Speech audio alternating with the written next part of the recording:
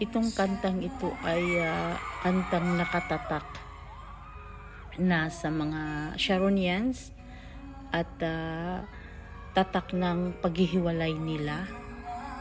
Ito yung kanta na umiiyak si Sharon Cunita noon habang kinakanta niya ito, while nag-duet sila ni Gabby Concepcion. At parang ang sakit naman talagang panoorin si Sharon itong kantang Come What May.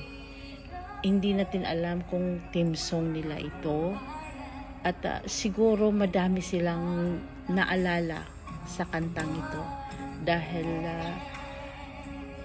pag inawit nila ito at pag inawit ni Sharon Cunita ito ay talaga naman parang malungkot ang mukha ni Sharon Cunita. Ramdam mo ang naramdaman ni Sharon.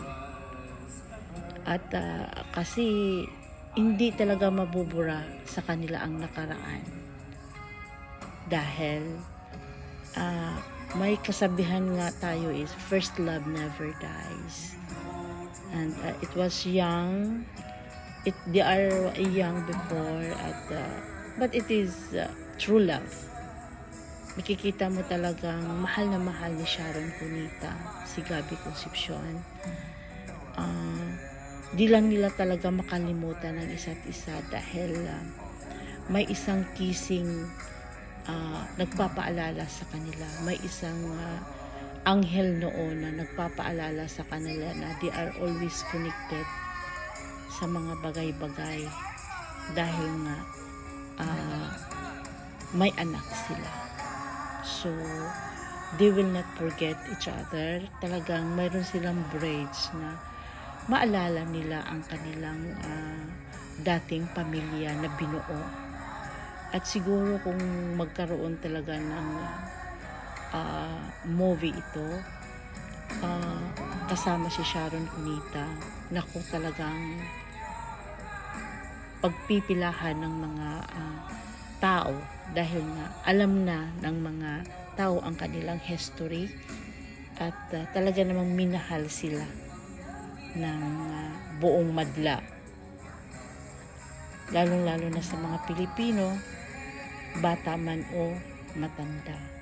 Kaya naman talaga ay hindi makakalimutan ang love team na ito at dating magkapamilya at mayroong isang anak na nabuo na napakaganda at siya yung remembrance sa kanilang pagsasama dati at pagmamahalan na hindi talaga nabubura ng isipan nila at isipan ng kanilang mga tagahanga.